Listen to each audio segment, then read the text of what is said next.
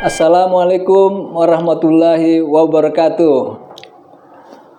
Om Swastiastu, Namo Buddhaya, Salam, salam kebajikan, salam sejahtera untuk kita semua. Para pemirsa dimanapun Anda berada, pada pagi hari ini kita akan berbincang-bincang santai tentang sejarah masuknya Islam ke Pulau Dewata ini. Pada pagi hari ini kita kedatangan tokoh, beliau yang sudah tidak asing lagi bagi kami yang berada di Provinsi Bali. Beliau adalah Profesor Dr. Nuryanto. Apa kabar, Prof?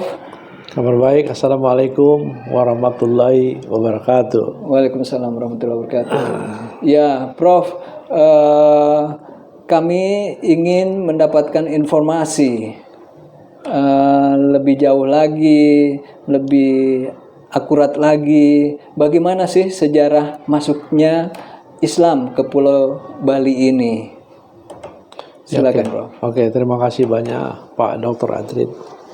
Jadi begini ya, Islam itu masuk ke Bali itu sekitar abad 14 sampai ke abad 16. Itu bisa melalui jalur politik dan jalur perdagangan.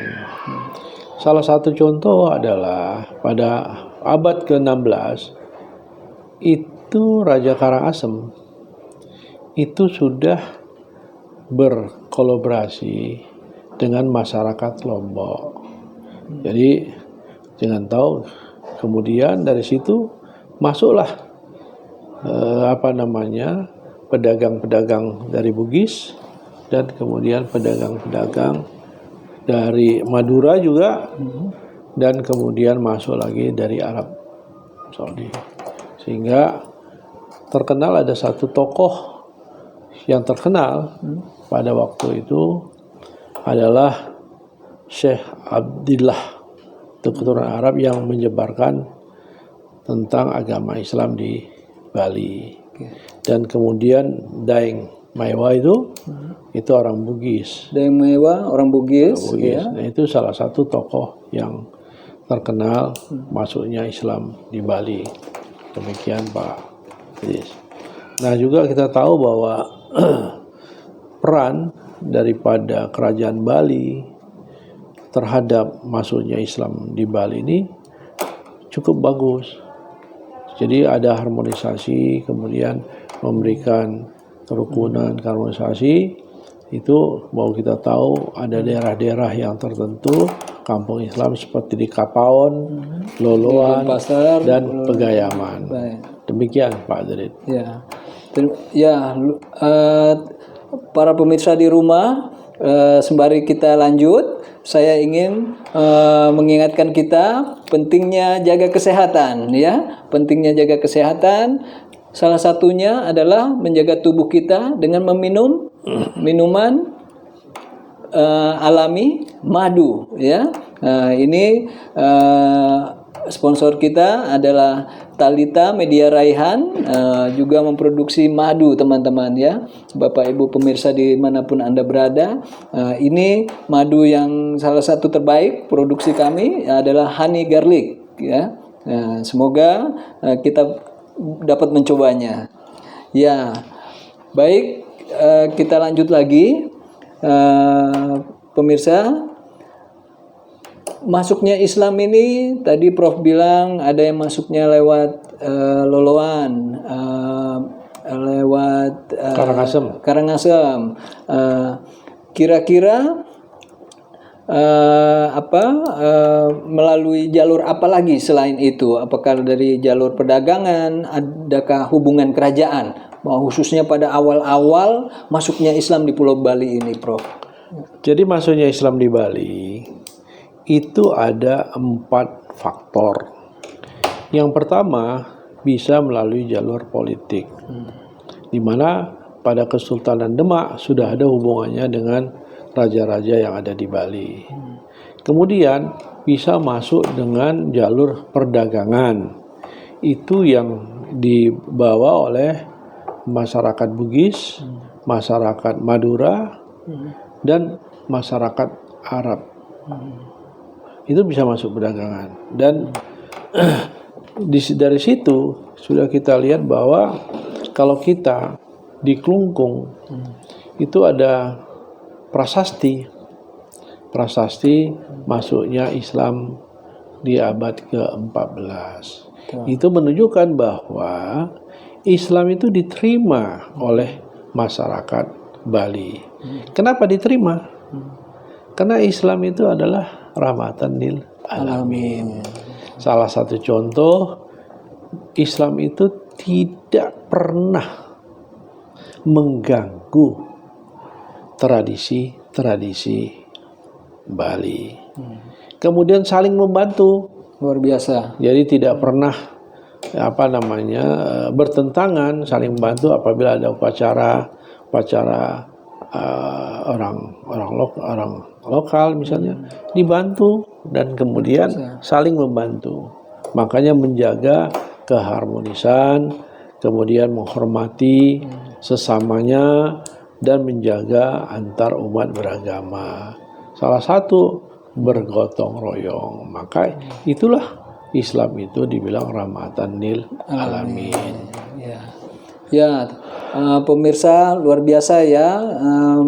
Ternyata keberadaan Islam masuk ke Pulau Bali pun dapat bekerja sama dengan masyarakat adat setempat di Bali. Selanjutnya, Prof, bagaimana penerimaan masyarakat adat di Bali ini terhadap agama Islam ini? Saya pikir sampai saat ini nggak ada masalah. Kenapa? Karena saya bilang tadi bahwa Raja-Raja Bali juga memberikan tempat bagi masuknya Islam di Bali. Dan masyarakat Islam itu diberikan tempat yang tadi saya bilang. Kemudian misalnya di orang Bugis, ada terkenal di Pulau Serangan. Ya, kemudian ada yang dari Arab, ya, dimasukkan tempat di Loloan Jembrana. Nah, kemudian ada lagi di Karangasem, dan ada lagi di Klungkung. Bukan, yang di Singaraja itu, Pegayaman. Ya. Nah, itu memang kenapa? Karena memang sudah diterima oleh masyarakat Bali. Baik itu berhubungan dengan politik, baik itu berhubungan dengan perdagangan, maupun baik itu berhubungan dengan antar masyarakatnya. Sehingga kita tahu bahwa banyak orang Islam juga kawin sama orang Bali. Itu nggak ada masalah. Karena Islam itu adalah rahmatan lil alamin. Jadi nggak ada masalah. Jadi kalau ada misalnya isu-isu yang begini, itu sebenarnya mereka belum tahu sejarah Islam masuk ke Bali. Kalau sudah tahu sejarah Islam masuk ke Bali, bagaimana harmonisnya, bagaimana kebersamaan, bagaimana kegotong royongnya, sehingga dengan demikian tidak ada apa-apa, tidak ada masalah yang harus dipersoalkan gitu loh. Iya. Jadi Prof, Islam ini sudah masuk sudah awal-awal dulu ya, sudah jauh-jauh sebelum kemerdekaan negeri kita bahkan. Zaman-zaman kerajaan, sehingga para raja di Bali juga banyak yang menerima dan menyediakan tempat untuk warga muslim yang datang ke sini awal-awal. Dan jadi umat muslim saat ini merupakan bagian integral dari masyarakat Bali dan pembangunan di Bali ini. Jadi kalau ada masyarakat atau kita sebagian orang mengatakan, oh, nak dauh tukat, nak Islam itu adalah Tamiyo. Bagaimana menurut Prof? Atau pendatang ya, Tamiyo bagi teman-teman yang belum tahu artinya Tamiyo adalah pendatang ya. Memang begini, secara historis memang kan Islam itu kan pendatang di Bali. Kenapa? Karena itu baru datang abad 14 dan abad 16. tetapi sudah bercampur baur dengan masyarakat yang ada di Bali. Nah, kemudian itu mengacu kepada Undang-Undang Dasar 1945. Kita negara-negara kesatuan, jadi Republik tidak ada. Indonesia, betul. Jadi tidak ada itu diskriminasi yang satu dengan yang lain. Semuanya itu adalah menjadi satu. Negara Kesatuan Republik Indonesia. Ya. Jadi kalau orang Madura ke Papua sudah tidak bisa dibedakan lagi, ya sudah sama-sama orang Papua di sana berbaur. Orang Bali ke Lampung pun sudah dianggap sudah sama-sama di Lampung sana. Ya, Kurang lebih begitu, Prof. jadi kita juga harus menghormati kebudayaan di sini.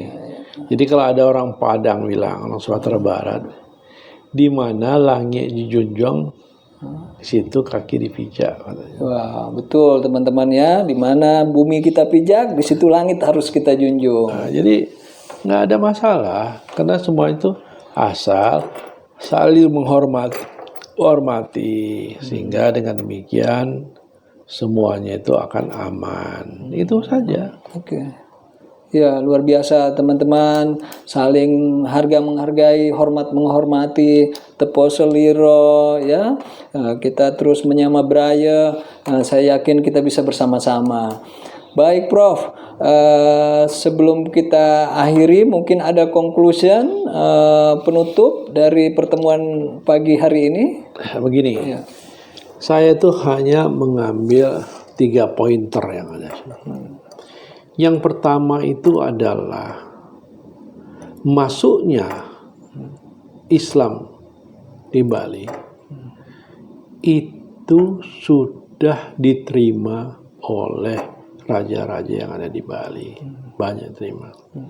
Itu terbukti dengan adanya prasasti di Gergel, masuknya Islam di Di Kelungkung ya, Prof. Ya, itu ada prasasinya ke abad 14 satu.